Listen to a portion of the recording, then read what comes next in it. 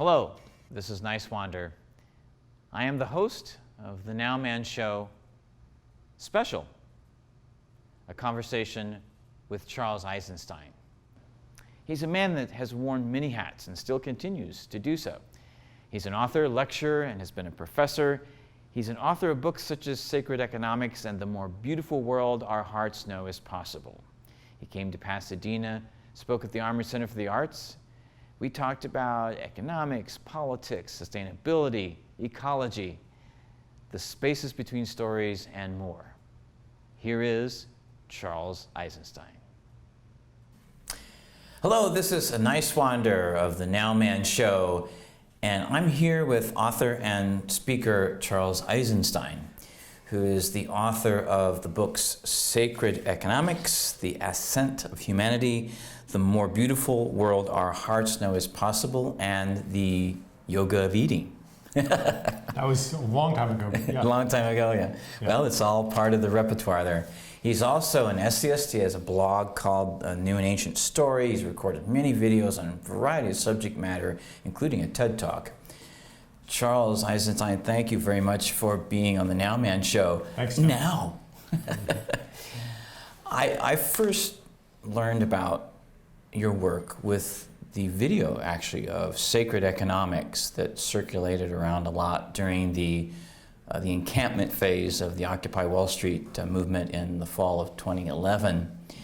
And it was, what really fascinated me was the way, and I'd never seen it before done, the two words sacred and economics put together. And there was just something so real and so human about that it touched me deeply and it got me to looking more further into what I wasn't aware of in myself. And also you discussed the idea of gift economy. Now I know people watching this are familiar with your work, but there's also an audience out there watching who's not familiar with your work. What is a gift economy? The gift economy is the ways that we meet each other's needs without mediating that through money. So everything used to be a gift economy. A lot of people think that before money there was barter, which is kind of how you do a money economy when you don't have money. But it really was, historically, you didn't have that much barter. You had people living in villages, living in tribes, taking care of each other. Today, there's very little, especially in our country, there's very little gift economy left. We pay for things that even our grandparents didn't pay for. Things like recreation, entertainment. That's true. People used to sing. The old farmhouses where I live in Pennsylvania, they had a piano room. People would get together, and even when I was a kid, there wasn't really a lot of daycare. If your parents were both working, the neighbors would look out for you. You'd be outside. So gift economy refers to a lot more than, it's not necessarily just giving presents to people. Yes. But really, what sacred economics is about, gift economy is only one of the concepts, because I'm not talking about abolishing money, but I'm also, maybe in some parts of life, yes. It is about reclaiming some parts of life from money, but it's also about infusing money with properties of the gift. So that gets into nuts and bolts economics. In a gift economy, you don't hoard. Wealth does not come through having. Wealth comes status. Wealth comes through generosity, how much you give. Because the more you give, the more people want to give to you too. But money is kind of the opposite. The more you have, the more you control, the wealthier you are. So I investigate things like that. How could we change the nature of money through the banking system, through the way that it's created, in order for wealth to return to what it was originally? So I guess I probably shouldn't do the whole thing, but the sacred economics is actually about economics and not just about psychology and spirituality. Well, the economics is a reality that everybody has to deal with on a daily basis. You know, there's the basic necessities. There's food. There's shelter. You know, there's clothing. There's and in our modern society, of course, we have healthcare. We have education.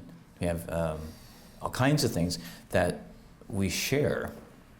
And as now getting to the commons, I first learned about the commons movement and the history of the commons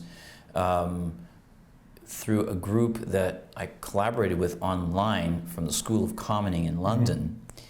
And it was fascinating. And when I share this information in my internet radio show and in just one-on-one conversations or wherever, people will ask me, what's the commons? I mean, and then I'll say, well, it's the things that we share. I mean, like the land, the air, the water, the sunshine, and there's intellectual commons now with like the internet and that sort of thing that,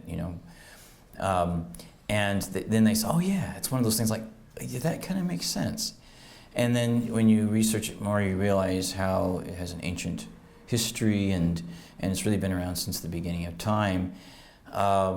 How would you define the commons? Why would this be important information for people to know about? I'd say that the commons is that which is outside of the realm of property rights. So the land used to be the commons. Mm-hmm. You didn't used to be able to buy and sell land.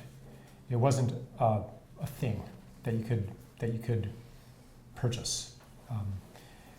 The airwaves are a commons that have also been kind of divided up into property rights.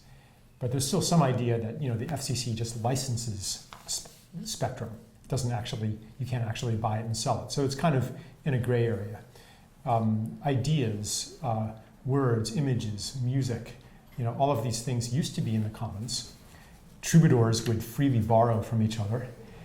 They didn't own that. They didn't even conceive of that as something that you could own. Even classical musicians would play each other's music, or they would do variations on each other's music. Right. Yeah. And so that's been, so much of the commons, even the genetic commons, has migrated into the realm of property.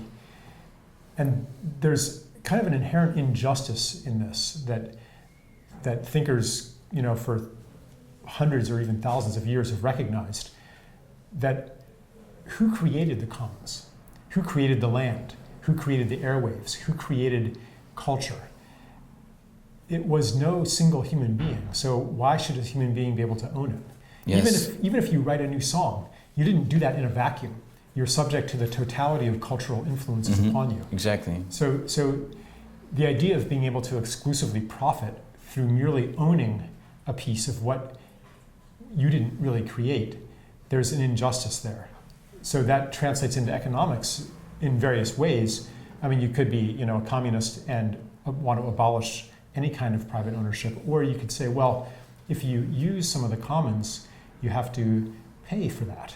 You have to use it well, and that's obviously not happening now. Look at the way that we're using our planet, and look at the concentration of wealth that comes through the exclusive ownership of pieces of it.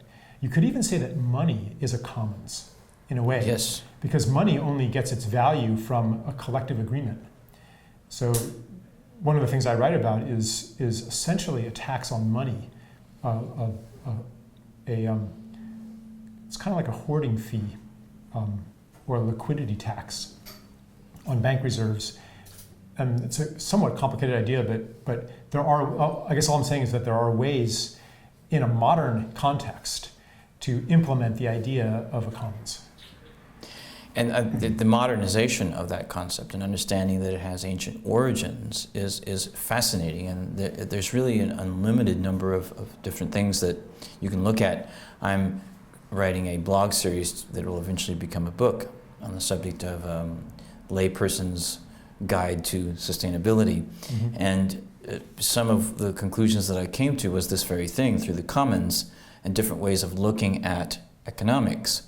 Like, through time banks, for instance, the organization that is sponsoring your talk tonight, and the transition movement that Rob Hopkins started in England and just a different way of creating a whole community based on commons type of concepts. And there's even community currency. I don't know if you're familiar with Paul Glover.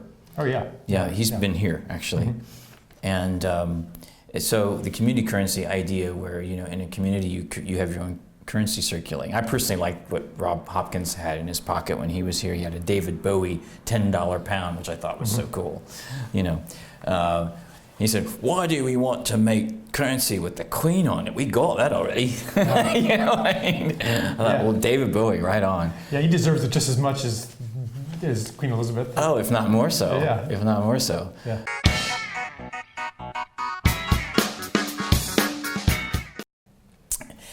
This is Nice Wonder. I'm in conversation with Charles Eisenstein, and we're here at the Armory Center for the Arts. This is the Now Man Show. You recently had an article in the Guardian newspaper on the subject of geoengineering and regenerative farming. I recently interviewed for the cable access show Carney Hatch. I don't know who he is. He's the director of urban farming documentary called Plant This Movie. And that got me interested in all these different things that people are doing all over the world to grow food. It's fascinating. And in this article, you have a quote here that would be a good way to start this question with. "A quick fix mindset in geoengineering must be transformed to one that seeks a humble partnership with nature if we are to address climate change."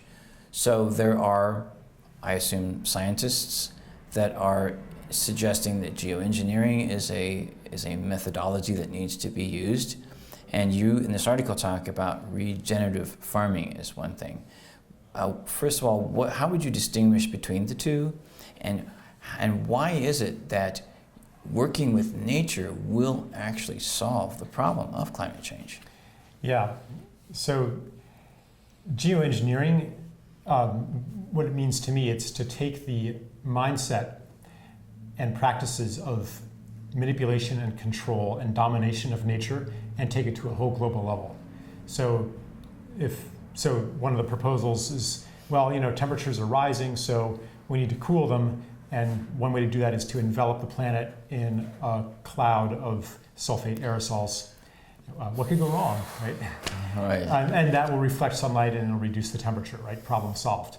Well, so that mindset, though, that essentially, for one thing, it's not a systems-oriented mindset. It's a very linear mindset that doesn't appreciate the interrelated complexity of nature and the homeostatic balance of the planet. That it doesn't see it as an organism. It sees it as essentially an engineering problem. That's part of the crisis. Yes. Another part of the crisis is to see nature as valuable for its use to us.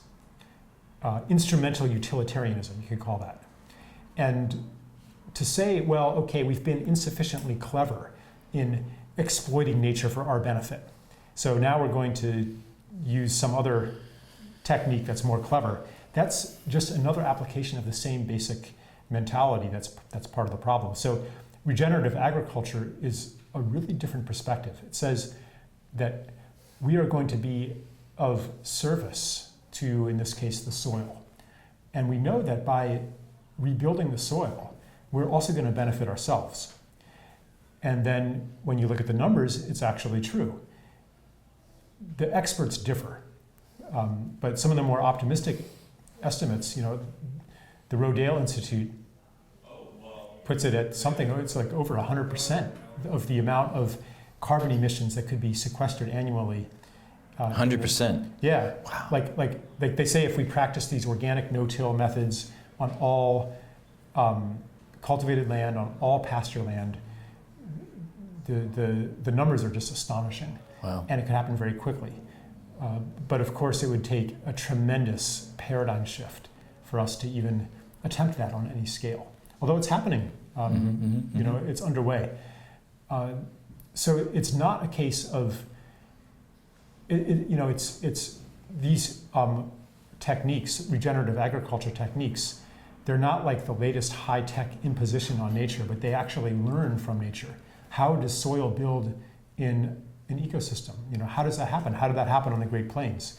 And so the people developing these techniques are mimicking, for example, how herd animals graze in nature.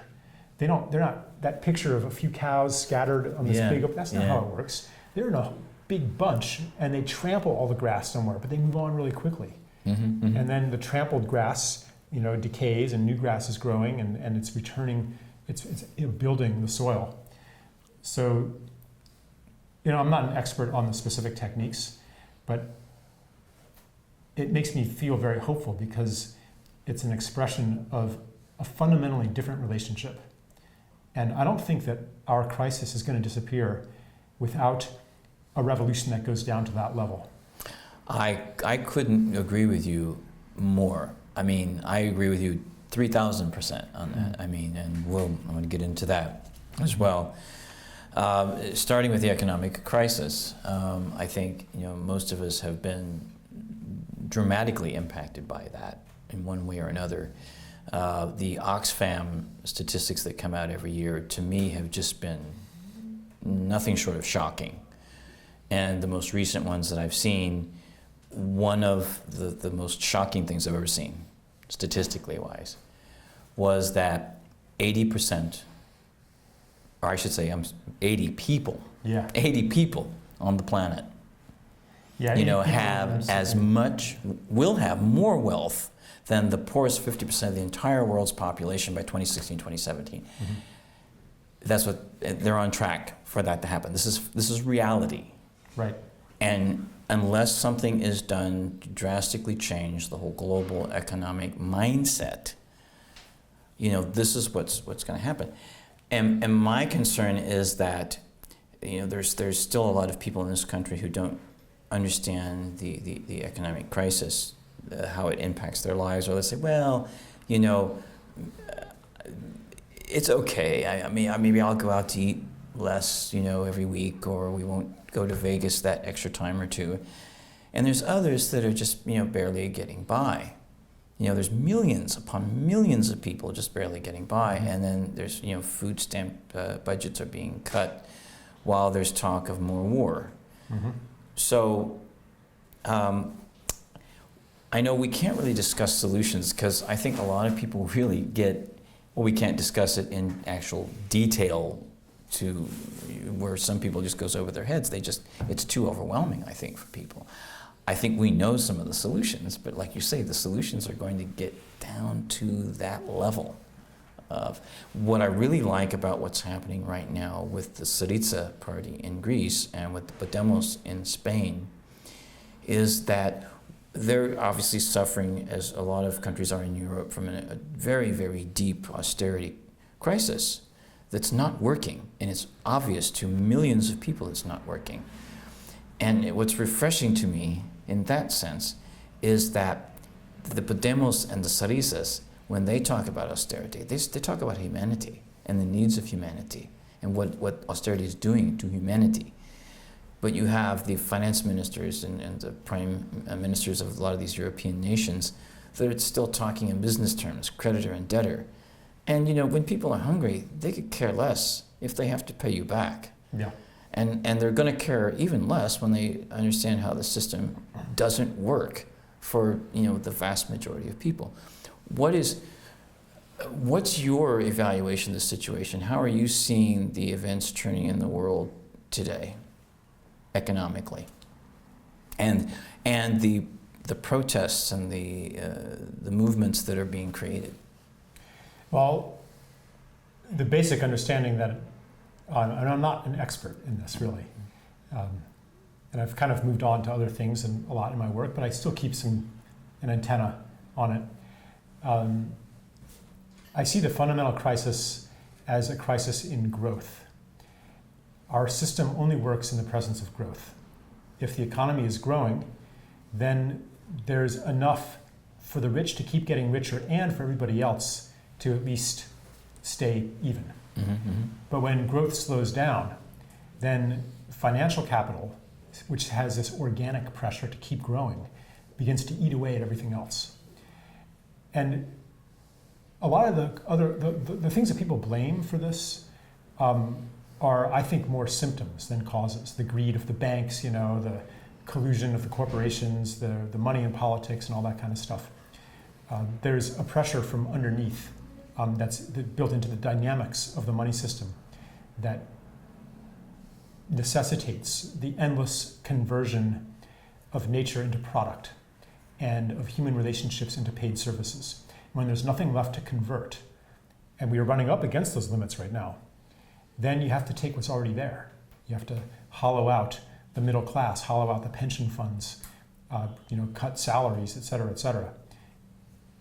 And that proceeds until people can't take it anymore. And like you said, so this money system has its logic. And when you're standing inside that logic, there is really no choice.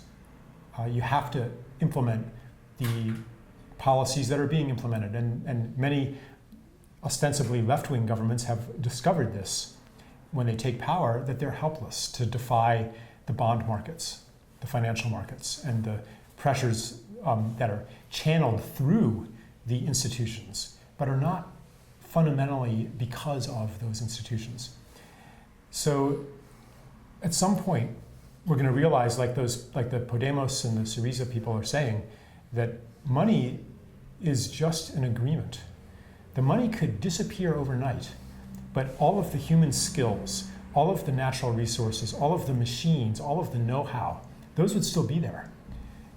We could still feed ourselves. Yes. And we could have abundance, because 80-something people own half the wealth. Yes. That shows that we don't have any fundamental scarcity. Half the world wastes enough food to feed the other half. The biggest irrigated crop in America is lawn grass. Yes. We have tremendous potential abundance, but because of the scarcity of money, which is an artificial scarcity, we don't experience abundance. Why are people, like you were talking about, people just kind of getting used to the idea, of fewer vacations and just it's going to get tougher and tougher. Everybody takes for granted the world is getting more competitive. It's going to get tougher. We're going to have to work harder. Well, why is that? Is that because technology has stopped working? Is that because human beings have lost their ability to work? Is it because seeds no longer grow? Is it because science has gone backward? No. We should be able to work less and less and less to maintain beautiful lives. But instead, we consume more and more and more, and it's not even equal. And it's not equal, and it's definitely not sustainable.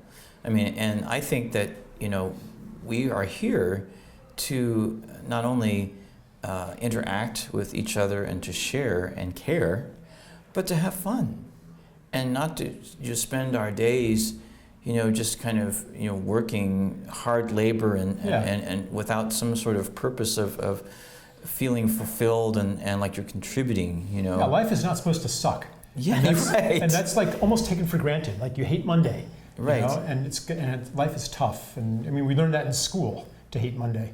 We almost take it for granted. But the cultures we call primitive, they didn't have that experience of life. That's right. And people were happy. I think it really does come to a very basic human, happiness and enjoying yourself and feeling, in that fulfillment. You can use your talents and your skills, and you can be productive in that way. So you're redefining productivity, because the, let's say, capitalistic way is not sustainable.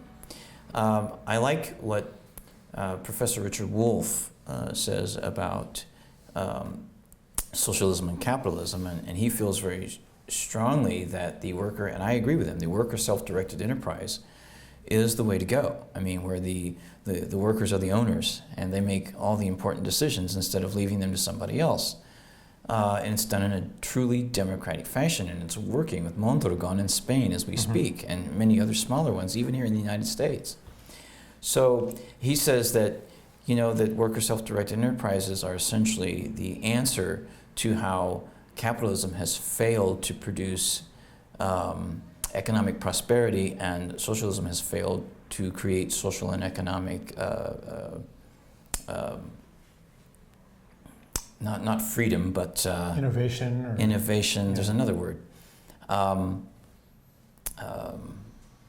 it's a conceptual thing. In other words, both theories put into practice should work, idealistically, but they don't when the human ego gets involved and thinks it has to have control. And I think personally, and I'd like your take on this, because to get us to the conclusions of where you're at right now, where many of us are coming from, which I think is fascinating. We're all coming to similar and same conclusions about things, coming from different perspectives.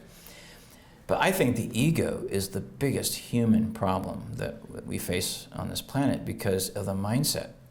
Because people take action based on that ego, like that need to feel, it's kind of an inflated sense of self-importance, and then you marginalize the sense of community and giving and sharing. I think I have a slightly different take on it. Yeah. I think it's not, the ego isn't the fundamental problem. The problem is the story of self that runs our culture. And you could say that the problem is that the ego has taken over many other functions that do not properly belong to the ego. So the story of self that I'm talking about answers the question, who are you? Mm-hmm, mm-hmm. And it says you are a separate individual among other separate individuals competing to survive in a world of other, in a world of forces and masses bouncing around according to mathematical laws. And therefore your well-being comes through dominating and controlling the competitors and the impersonal forces outside of you. We've built a whole civilization on that. We've built an economy on that. And we have an experience of being that is informed by that story. That's a story that's breaking down. It's no longer working. The institutions built on it are no longer working. And we are in transition now. As that story falls apart and we move into a new and ancient story of interconnection, interdependence, interbeing, where we know that we're not separate, where we know that everything that we do to nature we're doing to ourselves, that anything that's happening on this planet will inevitably come back to us, no matter how high a wall we build. That domestic violence mirrors foreign policy violence, et cetera, et cetera. Well, as we understand that and build new institutions on that understanding, the whole world will change. So we are in a revolution on every level. Not only are we seeing the old institutions fail us and begin to disintegrate, but also our understanding of who we are, that's disintegrating too. And so we're entering this, I call it the space between stories, where we just don't have answers anymore. We just don't know anymore. We're not sure. No, you're not crazy. There's something you're not being told underneath the veneer of normalcy. Things are far from normal.